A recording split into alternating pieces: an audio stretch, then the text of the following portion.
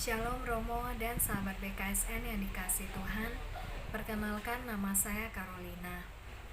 Hari ini saya akan mengulas kitab suci dari Injil Matius bab 14 ayat 22 hingga 33 tentang Yesus berjalan di atas air.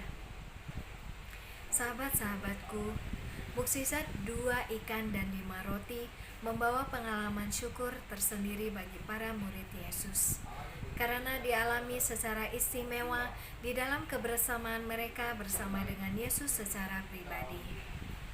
Sebagai murid-murid yang setiap hari ada bersama dengan Yesus, menjalani hari-hari di dalam suka maupun duka, tentunya menimbulkan sedikit pemikiran, rasa cemas ataupun bimbang ketika Yesus meminta mereka untuk melanjutkan perjalanan tanpa dirinya, yaitu ketika Yesus memerintahkan mereka untuk bertolak terlebih dahulu ke seberang. Yesus selalu memberikan teladan kepada para murid untuk menyediakan waktu dan berdoa kepada Allah Bapa di surga. Namun, keinginan Yesus untuk menyendiri dan berdoa memancing pemikiran para murid. Bagaimana keadaan Yesus yang sendirian di sana? Tetapi mereka tetap taat dan melakukan apa yang diperintahkan oleh Tuhan Yesus. Kata taat merupakan awal permenungan bagi kita semua, bahwa sebagai pengikut Kristus, hendaklah kita senantiasa menaati perintah Tuhan Allah kita, mau bagaimanapun keadaan dan situasi yang kita alami. Maka, setelah mereka meninggalkan Yesus seorang diri, dan perahu mereka juga telah bertolak beberapa mil jauhnya, rasa bimbang mereka semakin bertambah ketika mereka menghadapi angin sakal, angin yang melawan arah perahu mereka, sehingga mereka sulit untuk tiba di tempat tujuan. Mereka harus bisa berdayung sekuat tenaga agar bisa maju. Maka sejenak pengalaman mukjizat yang mereka alami bersama dengan Yesus menjadi terlupakan dan digantikan dengan rasa cemas, takut, dan juga bimbang karena menghadapi angin sakal. Dalam sekejap saja mereka melupakan bahwa guru mereka baru saja memberi makan kepada 5.000 orang.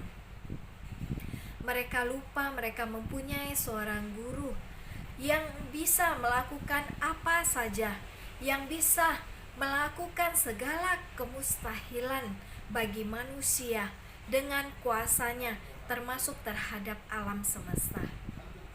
Mereka lupa mereka pernah berada di atas sebuah perahu bersama dengan Yesus, dan Yesus meredakan angin ribut di atas sebuah danau seperti yang dikisahkan di dalam Matius bab 8 ayat 23 hingga 27.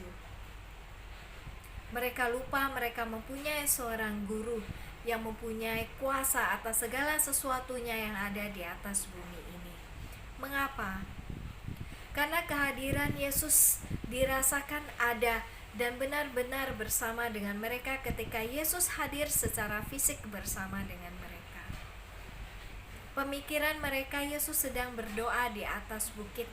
Yesus sedang tidak ada bersama dengan mereka. Sehingga pengalaman-pengalaman mukjizat yang sudah mereka lihat dengan mata kepala mereka sendiri itu menjadi hilang dalam sekejap dan digantikan dengan rasa bimbang, rasa takut dan khawatir karena menghadapi badai. Saudara-saudari yang terkasih, situasi yang dialami oleh Petrus dan kawan-kawannya merupakan gambaran situasi yang dialami oleh manusia pada saat ini ketika menghadapi badai kehidupan. Ketika kita menghadapi badai kehidupan, kita begitu takut sehingga kita sulit melihat dan kita sulit untuk percaya, bahkan kita kehilangan kepercayaan. Ketika kita menghadapi badai kehidupan, kita begitu mudah untuk menutup diri dan hati kita pada kuasanya, sehingga kita kehilangan arah dan tujuan hidup kita. Maka ketika Yesus datang kepada mereka berjalan di atas air, Mereka tidak bisa melihat dengan jelas dan mengira bahwa Yesus adalah hantu. Karena bagi mereka, Yesus sedang ada di atas bukit dan sedang berdoa. Perasaan takut dan cemas seringkali mendominasi manusia, sehingga pengalaman rasa syukur yang sudah kita alami, mukjizat-mukjizat yang mungkin sudah kita terima, bukan lagi merupakan peneguhan dan sumber kekuatan bagi kita di dalam menjalani hari-hari kita dan di dalam menghadapi badai kehidupan. Bahkan ketika mungkin kita sudah mendengarkan suara Tuhan memanggil kita dan mengatakan, "Ini aku."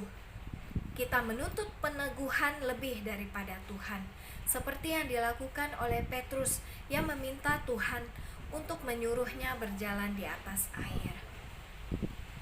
Saudara-saudariku, perasaan takut adalah sifat alami yang dimiliki oleh setiap manusia, terutama ketika kita menghadapi persoalan dan juga pencobaan yang terus-menerus dan berulang-ulang, sehingga kita akan jatuh di dalam ketakutan, di dalam kebimbangan yang sama, sehingga kita akan kehilangan kepercayaan kepada Tuhan. Tetapi Tuhan Yesus mau meneguhkan kita semua bahwa Ia berjalan di atas air yang penuh gelombang yang tinggi dan diterpa angin sakal, bukan hanya untuk menunjukkan bahwa Ia adalah Tuhan yang berkuasa atas alam semesta, tetapi terlebih Dia ingin meneguhkan kita melalui pengalaman Petrus yang ragu dan juga bimbang, sehingga dia jatuh karena ketidakpercayaannya kepada kuasa Tuhan, dan juga sekaligus memberikan pengalaman yang meneguhkan bagi para murid lainnya yang berada di atas perahu tersebut agar percaya pada kuasa Tuhan bagaimanapun keadaan mereka.